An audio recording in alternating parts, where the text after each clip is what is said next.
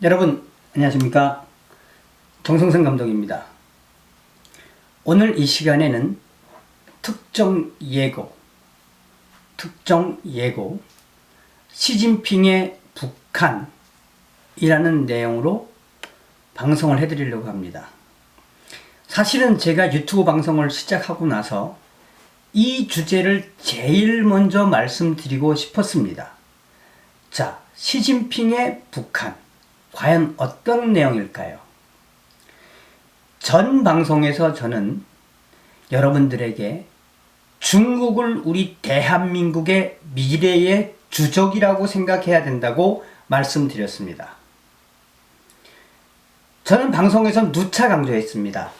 오늘날 북핵의 가장 큰 우방은 중국이었습니다.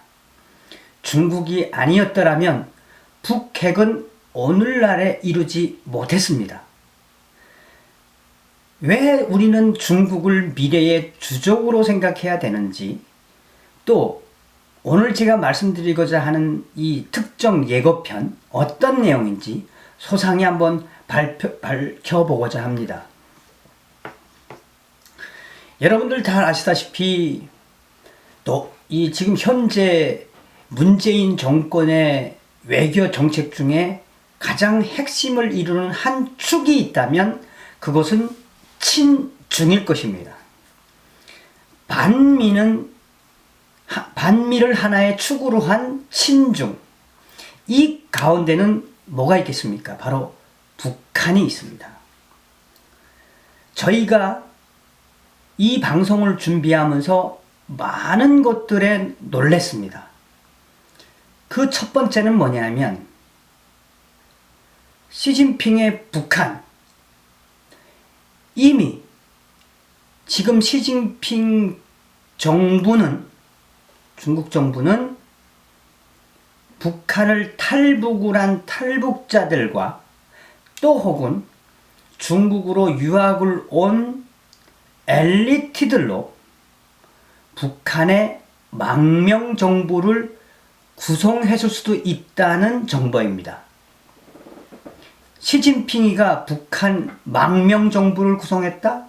좀 이상하지 않습니까?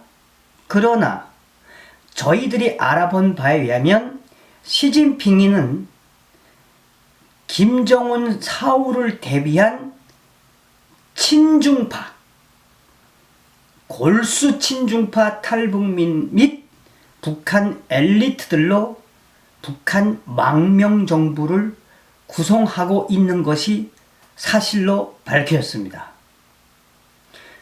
더 구체적인 내용은 저희가 이제 크로스 체크를 좀 몇 가지 하고, 또 지금 현재 저도 중국을 통해서 좀 정보를 종합을 해서 후에 시진핑의 북한 망명 정부 구성, 이 부분은 소상하게 밝혀드리겠습니다. 다들 아시다시피 김정은의 이복형이죠. 김정남을 중국에서 봐주고 있다. 또 김한솔이는 친중파이다 라는 이야기들이 많이 나돌았습니다. 실은 김정남이는 중국에서 좀 도와준 건 사실입니다. 그러나 김정남이를 중국의 시진핑 정부가 구성하는 망명정부의 일원은 아니었습니다. 그렇다면 시진핑의 북한 망명정부의 구성 핵심은 무엇으로 봐야 되느냐? 바로 장성택 처형으로부터 비롯된다고 보시면 되겠습니다. 김정은이가 장성택이를 처형한 이후에 가장 큰 이변이 있었다면 장성택이가 가지고 있던 당 자금들이 중국을 통해서 많이 세탁이 되었다는 겁니다. 장성택이는 한때 내가 내 주머니에 있는 돈만 있으면 조선을 하나 세울 수도 있다는 말을 호언장담했었습니다. 2011년 김정일이가 죽고 나서 장성택이는 아마도 내각에 입각한 새 정부를 세우려고 생각했던 것도 사실입니다. 그러나 장성택에는 처형됐습니다. 장성택의 당자금을 관리했던 가장 핵심들이 다 어디로 망명했느냐? 중국으로 망명했습니다. 지금도 그들은 중국 지도부의 철저한 보호하에 김정은 사후를 준비하는 망명정부를 구성하고 있습니다. 그렇다면 문재인이가 주장하는 이 중국몽, 중국과의 친중 정책, 여기 약간 뭔가 좀 보이지 않습니까? 더 이상 문재인 정권의 이 친중 정책을 놔두면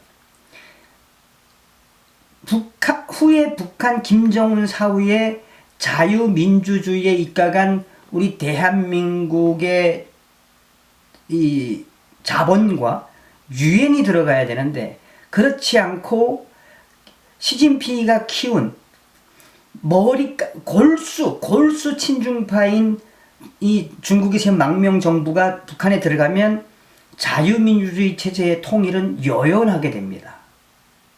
그래서 제가 사실은 정성산 TV를 하면서 이거를 제일 먼저 말씀드리고 싶었습니다. 친중 정부로 이루어진 이 망명 정부가 북한에 들어가면 그 친중 정부가 제일 먼저 끌어들일 수 있는 게 중국인민해방군입니다. 그러면 이 한반도의 통일은 영원히 이루어지지 않을 확률도 높습니다. 그래서 제가 오늘은 특정 예고, 시진핑의 북한, 시진핑이가 지금 준비하고 있는 머리 골수 친중파 탈북자들 및 북한 정부의 구성들로 구성된 망명정부를 구성하고 있다라는 내용을 오늘 좀 예고해드리고, 추후에 시진핑이가 추진하고 있는 북한 망명정부에 대한 소상한 이야기를 드리겠습니다. 오늘은 여기까지 말씀드리겠습니다. 감사합니다.